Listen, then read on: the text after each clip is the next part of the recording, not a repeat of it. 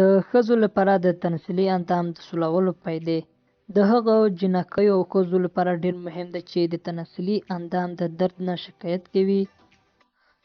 سلامونه دوستانو، ستړي مه شئ. په دې له روغ جوړ خوشحاله او سوکاله به وئ. په یوې نوې ویډیو کې تاسو ته ښه راغلاست وایم. که زموږ چینل ما سبسکرایب کړی نه وي نو همدا اوس یې سبسکرایب کړئ.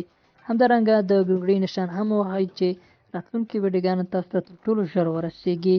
درنو دوستانو، هره ښځه د تناسلي اندام سولولو ته ډېر زیات حاجت لري، خصوصا هغه ښځې چې د جما نه خوند نشي اخیستی او د جنسي برودت په مرض اخته وي.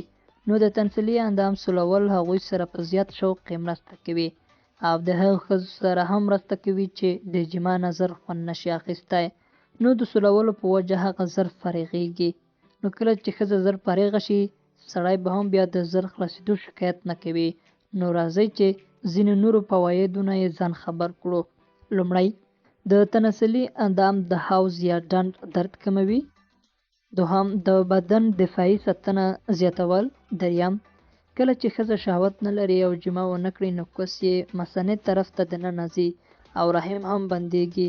نو د کوس سولول د دغه کارونو مخنیوی کوي. څلورم، کومې ښځې ته چې تشې متیازې ډېر ورځي نو د کوس سولولو سره هغه برابرېږي. پنځم، د بواسیرو مخه نیسي. شپږم، د کوس عمومي شکل ورسره ښایسته کېږي.